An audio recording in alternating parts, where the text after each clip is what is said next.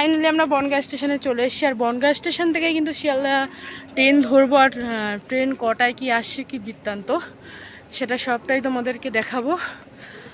আর কোথায় যাচ্ছি কি বৃত্তান্ত আগে তো তোমাদের আমি দিইনি ইন্ট্রোটা, তো সেটাও দেবো। চলো তাহলে। আর মাম্মামকে কোলে নিয়ে আসলাম আর আমরা কিন্তু টোটোয় করেই চলে এসেছি। চলো তাহলে ট্রেনে উঠে পড়বো। আমাদের বাড়ি যেহেতু বনগাঁ, তাই আমরা বনগাঁ থেকেই শিয়ালদা ট্রেনে ওঠার জন্য একদম প্রস্তুত হয়ে গিয়েছি। আর ট্রেনটাও এই মুহূর্তে ঢুকে পড়েছে। আর ট্রেনে আমরা বসে পড়েছি। তোমাদের যেখানে বাড়ি সেখান থেকে তোমাদের গন্তব্যস্থল হচ্ছে শিয়ালদা। আর তোমরাও তোমাদের গন্তব্যস্থলে যাওয়ার জন্য ট্রেনে উঠে পড়বে। তারপর আমরাও কিন্তু শিয়ালদা পৌঁছে গেছি। যেহেতু আমাদের ট্রেনটা ছিল 2:58-তে, তাই আমরা মোটামুটি 5টা সাড়ে 5টার মধ্যে আর কি ঢুকে গেছি, যেহেতু ট্রেনটা একটু লেট করেছে রাস্তায়। যাই হোক, এখান থেকে আমরা বাইরে বেরিয়ে হাওড়া যাওয়ার জন্য রওনা দেবো। আর তার জন্য দরকার ক্যাব। আর তোমরা বাইরেই কিন্তু এইভাবে শিয়ালদা স্টেশনের বাইরে হ্যাঁ টাটা সুমো বা ক্যাব এইগুলো তোমরা পেয়ে যাবে, অটো কিন্তু যায় না। আমরাও এই গাড়িটা বুক করে নিয়েছি। আর এগুলোই কিন্তু তোমরা এখানে শিয়ালদা স্টেশন থেকে বেশি পাবে। আর আমরা গাড়িতে উঠে পড়েছি আর গাড়িটা ছেড়েও দিয়েছি ইতিমধ্যে। আমাদের কিন্তু হাওড়া স্টেশনে প্রায় চলে এসেছি, যেহেতু হাওড়া ব্রিজ তো তোমরা দেখতেই পাচ্ছ। হ্যাঁ, আর চলো তাহলে স্টেশনে গিয়ে তারপর নামার পরে কিন্তু তোমাদের দেখতে হবে কোন প্ল্যাটফর্মে তোমাদের ট্রেনটা দিয়েছে।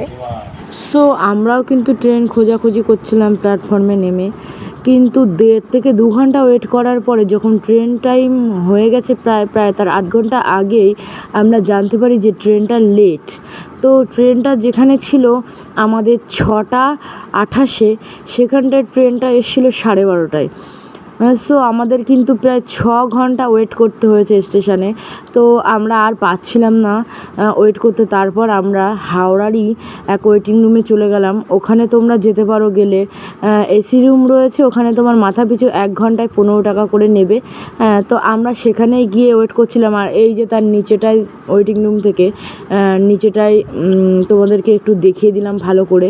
আর খুবই কিন্তু সুন্দর পরিষ্কার। এখানে টয়লেটের ব্যবস্থাও রয়েছে। আর তোমরা শুতেও পারো বা বসতেও পারো। যাই হোক, আমরা একটু ব্যালকনি দিয়ে ঘোরাঘুরি করছিলাম ওয়েটিং রুম থেকে বেরিয়ে মোনাকে নিয়ে। আর ঠিক ওই মুহূর্তেই বাইরের দিকে লক্ষ্য করে দেখি বাইরের ভিউটা জাস্ট অসাম। আর এই ব্যালকনি থেকে 3 তলার ওপর থেকে বাইরে দেখা যাচ্ছে আকাশটাও যতটা সুন্দর। আর তার সাথে যে গঙ্গার সাথে মিশে গেছে, গঙ্গার জলের সাথে আকাশের সাথে মিশে গেছে, জাস্ট একটা অপরূপ দৃশ্য লাগছে। তো তাই দেখতে দেখতে এদিকে মনা দেখি টয়লেট করে দিয়েছে দৌড়াতে দৌড়াতে। তো টয়লেটটা মুছে নিল। তারপর আমরা ওয়েটিং রুম থেকে বেরিয়ে চলে আসলাম একদম স্টেশনে। সো স্টেশনে এসে দেখি ট্রেনটাও ঢুকে গেল আসার সঙ্গে সঙ্গে। 8 ঘন্টা আগেই ঢুকে গিয়েছে ট্রেনটা। আর এই ট্রেনটা কিন্তু আমাদের দিয়েছিল 21 নম্বর স্টেশনে। আর আধা ঘন্টা আগেই কিন্তু দিয়ে দিয়েছিল ট্রেনটা। আর তোমরাও কিন্তু দেখে নিও তোমাদের কত নম্বর দিয়েছে, সেই বুঝে তোমরা উঠে পড়বে ট্রেনে। আর ট্রেনে ওঠার পর ভালো করে সিটগুলোকেও দেখে নিতে হবে। সো আমরাও সেটা করব। এই যে সিটগুলো দেখতে পাচ্ছ না, এগুলো কিন্তু অনেকটা দুরন্ত ট্রেনের মতনই। আর উপরের সিটগুলো কিন্তু আলাদা। আর যেহেতু এগুলো বেশি দূর যাবে না, তাই জন্য মাঝখানের যে মিডিলের সিটগুলো, এগুলো কিন্তু নেই দুরন্ত ট্রেনের যেটা থাকে। যাই হোক, আমরা কিন্তু আমাদের সিটগুলোকে বেছে নিয়ে বসে পড়লাম। আর তারপর ট্রেনটাও কিন্তু রওনা হয়ে গেল। সো ফাইনালি কিন্তু আমরা 3.5 ঘন্টা জার্নি করার পরে আমরা প্ল্যাটফর্মে চলে আসলাম। আর এখন বাজে পুরোপুরি 4টে। আর এখন আমরা স্টেশনটাকে একটু ঘুরিয়ে তো দেখাবো। তো তোমরা ভিডিওটা দেখতে থাকো, হ্যাঁ কন্টিনিউ করতে থাকো। চলো।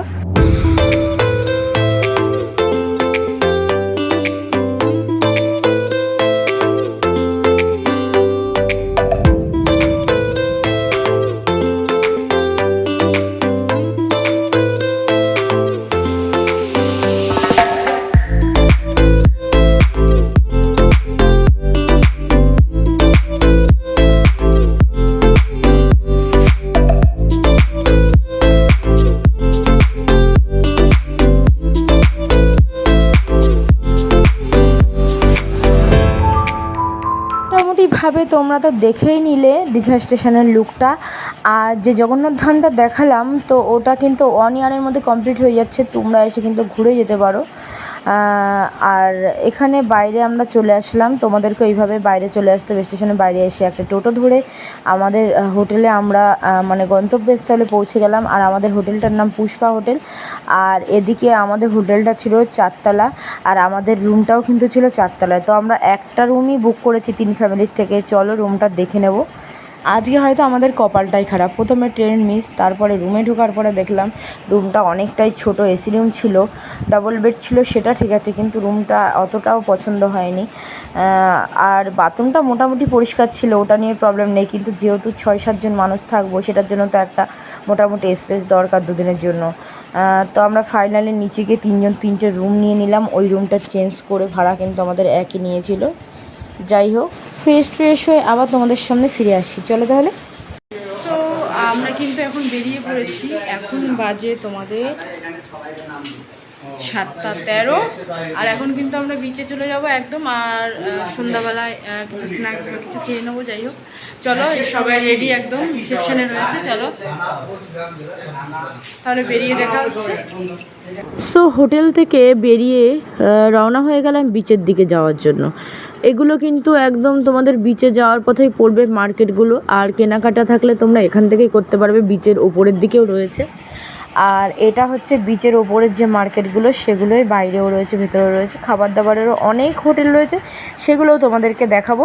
আর এটা হচ্ছে সমুদ্রের আর কি রাতের যে লুকটা, এখানে কিন্তু তোমরা আলো পাবে না। আর এই যে চাঁদও কিন্তু আকাশে দেখতে পাচ্ছি।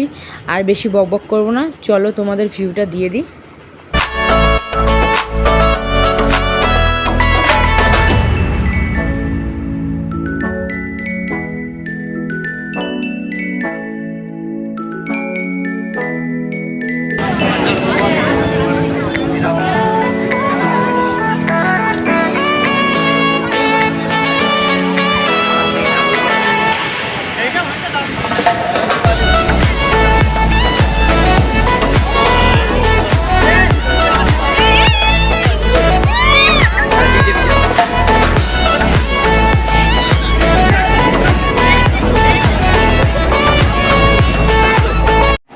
শুধু কি সমুদ্রের ঢেউ দেখলেই হবে? সমুদ্রের পাড় থেকে তো কিছু খাওয়া দাওয়াও করতে হবে নাকি, যেহেতু সন্ধ্যা বলে কথা। সো আমরা কিন্তু চলে আসলাম এই যে মাছের যে ভাজাগুলো বিক্রি হয়, সেই ভাজারই আর কি দোকানে। সো মাছ ভাজার এখান থেকে তো কী কী মাছ নিচ্ছি সেটাও দেখাবো। আর চিকেনেরও দোকানে চলে আসলাম। এই চিকেনগুলো কি পোড়াচ্ছে, তো এখান থেকেও নিয়ে নেব। আগে এখানে নিয়ে নিয়েছি সাইটিং মাছ, আর প্রিয়াঙ্কা নিয়ে নিয়েছিল অক্টোপাস, আর বাড়ির জন্য নেওয়া হয়েছিল চিংড়ি মাছ সামথিং, ওরা আরও কী কী নিয়েছিল। আর এখান থেকে চিকেন নিয়ে নিয়েছে গোটা একটা। সো ওখানে কিন্তু অর্ডার দেওয়ার পরে এখানে দাঁড়িয়ে রয়েছি। আমার মাছটা দেয়া হয়ে গেছে, আমরা কিন্তু খেয়ে নিয়েছি। প্রিয়াঙ্কার মাছটা প্রিয়াঙ্কাও খেয়ে নিল। সো তারপর ফাইনালি আমরা চলে আসলাম হোটেলে। আর হোটেলে আসার সময় নিয়ে আসলাম বিরিয়ানি 3 প্লেট আর 2 প্লেট ভাত। রণ আর গণ খাবে ভাত, আর আমরা খাবো বিরিয়ানি। তো আজকের ভিডিওটা এই পর্যন্ত। Bye bye, good night.